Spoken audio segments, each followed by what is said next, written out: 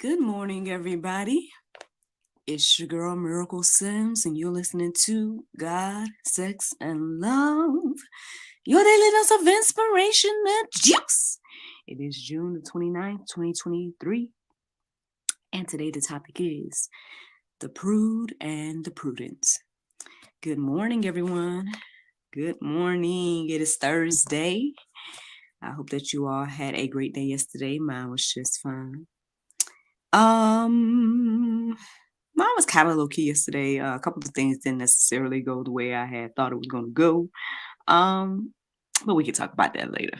Let's get into this whole conversation about the prude and the prudent. So, how did I come to this today? Well, first of all, I want to say, like, when I woke up this morning, I started to think about, after I listened to the prayer meditations, I started to think about, like, marriage and covenants and things like that. And because I guess I've been seeing a lot of things being said about marriage these days and all of that.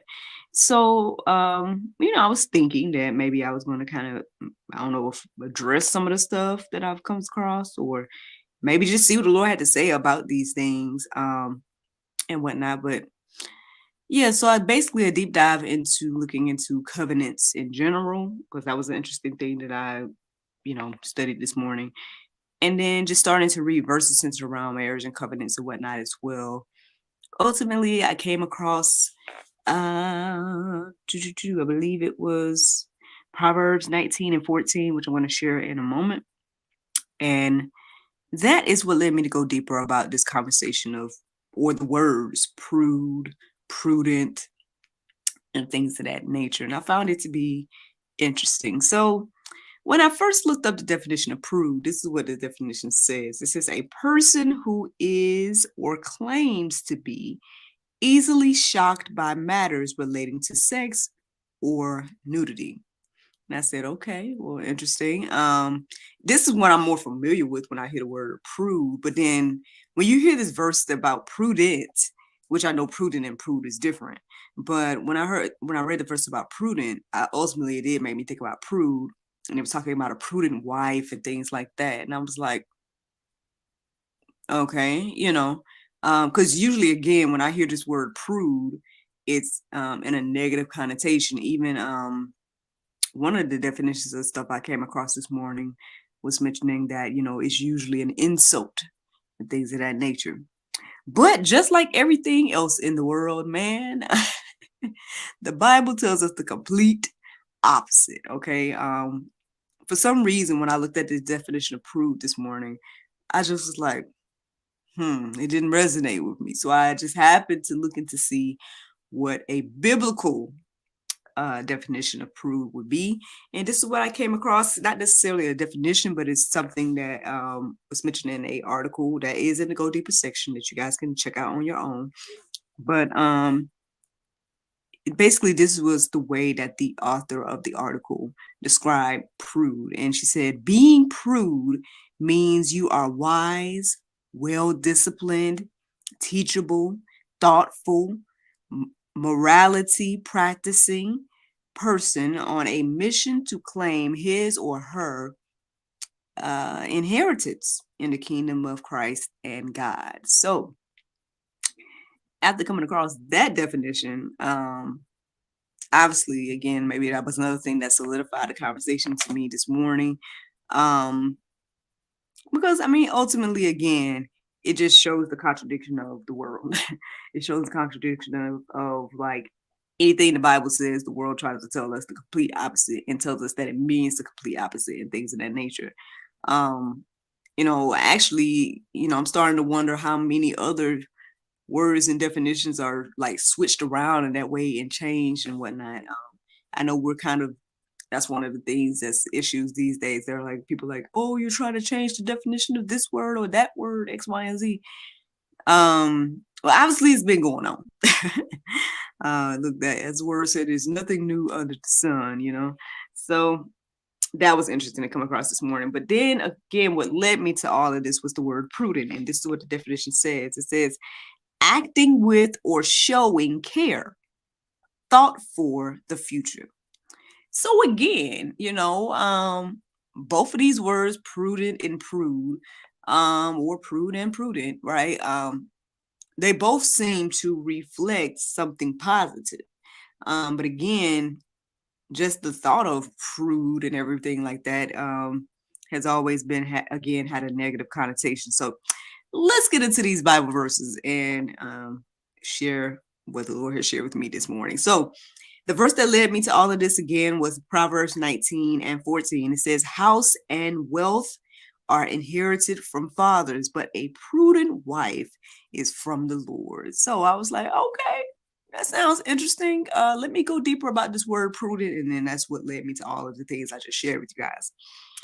So then this topic comes into my heart and mind, the pride and the prude and the prudence. And I said, okay. And so I looked that up at openbible.info.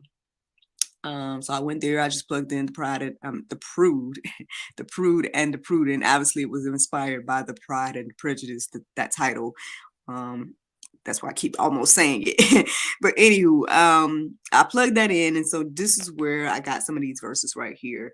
Proverbs 22:3. It says, the prudent sees danger and hides himself, but the simple go on and suffer for it. Ooh, listen, I don't know. It sounds like I want to be prudent today. I don't want to be amongst the simple. Unfortunately, it reminded me of a conversation I had yesterday. Not to go too deep or whatever, but I'm just, it's just one of those things where, I think we all, again, we go through ups and downs in life, right? And, in our down seasons, we may be tempted, right, to do all kinds of things, right? We may be tempted to, I guess, do things against the will of God, things of that nature. And on one hand, it's like, yes, everybody has to take account and are responsible for their actions, their choices, things of that nature. But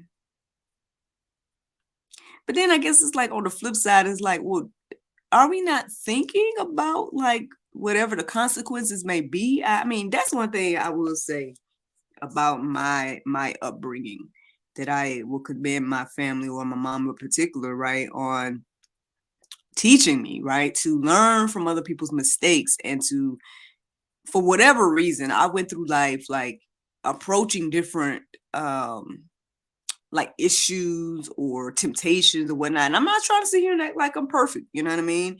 I may not have done everything, or made the best decision in every situation. But I can say that, like, for the most part throughout life, when faced with different choices and consequences and whatnot, I would think about the good and the bad, both. Maybe to get ahead of the game and think about like, okay, which outcome do I prefer out of these two? Or maybe just to be prepared for either way, but that kept me out of a lot of things, I would say, again, paying attention to, consequences, and knowing that, again, my choices mattered, and that they had would have different effects depending on what I chose to do, X, Y, and Z. So it's interesting, again, getting these verses this morning. Because again, are we going to be like this verse said and just go on and suffer for our shortcomings? Or are we going to see danger and hide ourselves? Are we going to see danger and make the prudent choice and protect yourself at the end of the day?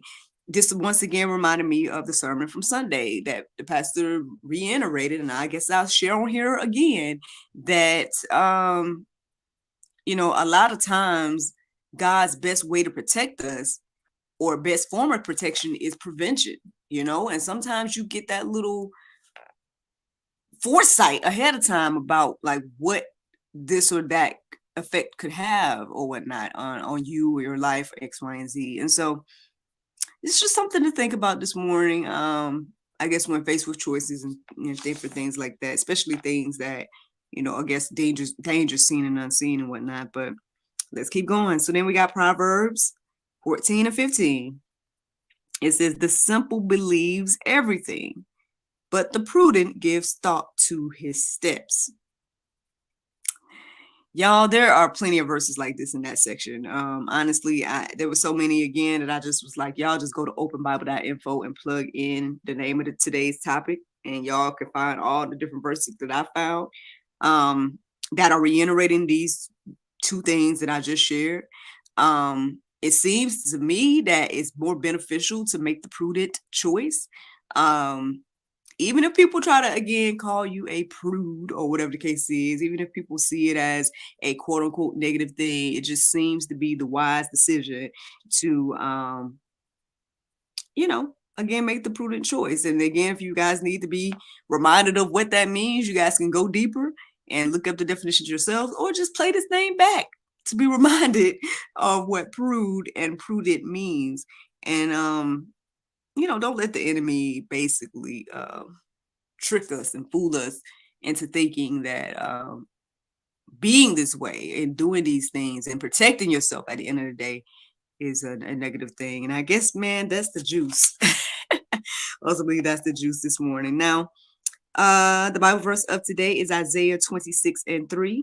It says, thou wilt keep him in perfect peace, whose mind is stayed on thee, because he trusteth in thee. Friends, I hope you all enjoyed this juice this morning. Thank you so much for listening to God, Sex, and Love, your daily dose of inspirational juice.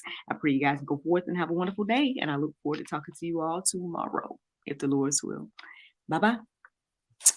There you go, Facebook, YouTube, Rumble, anybody listening to the sound of my voice. I hope that you all are encouraged and inspired. You guys can go deeper about all of these things. Go deeper about the word prude. Go deeper about the word prudence. At the end of the day, it seems like this is the type of thinking I want to be aligned with. Just a reminder, it was talking about, that, prudence people are wise, well-disciplined, teachable, thoughtful, morality practicing, things of that nature. And so that sounds like the side I want to be on. I don't know about you all, but that's ultimately, like I said, the juice this morning. Today's Thursday, so got a new episode of the talk show coming out tomorrow. I don't remember the guest's name at the moment. I didn't write it down, but hopefully I'll remind you guys tomorrow. But if you guys follow me on social media, then you might have already seen who our guest is and everything like that. Today is a work day for me as well, so I'm supposed to go on in and do that today. I think I'm supposed to have like a couple of meetings a day. Y'all be praying for the Christian Sexpert. I know technically we were supposed to meet up today and do an episode of Biblical Sex 101, but she has some things going on in her family and whatnot. So y'all just pray for her and her family and everything like that. Maybe we'll pick back up on that next month, but we'll see. Technically, I didn't even promote the show. So, I mean, hey, that's that. There's a lot of things on my heart and mind and whatnot, but excuse me. But yeah, I mean, basically, y'all, just keep me in prayer and stuff. That's cool stuff happened yesterday. Shout out to my book client who seems to be, again, very pleased. My most recent one that just published his book on Monday. He's very pleased and whatnot. I know he's supposed to be getting them on Sunday, if I'm not mistaken. So that was a blessing. And then, I was telling my mom about one blessing that came through yesterday morning. Another one came through. And so, to God be glory for all things, man. I don't know if this, like they say, my winning season. I don't know, but I'm thankful for it. I'm grateful for it. And just looking forward to see what else the Lord's going to do with me, for me, and through me. And I hope that you all are as well. Y'all have a great, great Thursday. And I look forward to talking to y'all tomorrow, if the Lord's will. Bye-bye.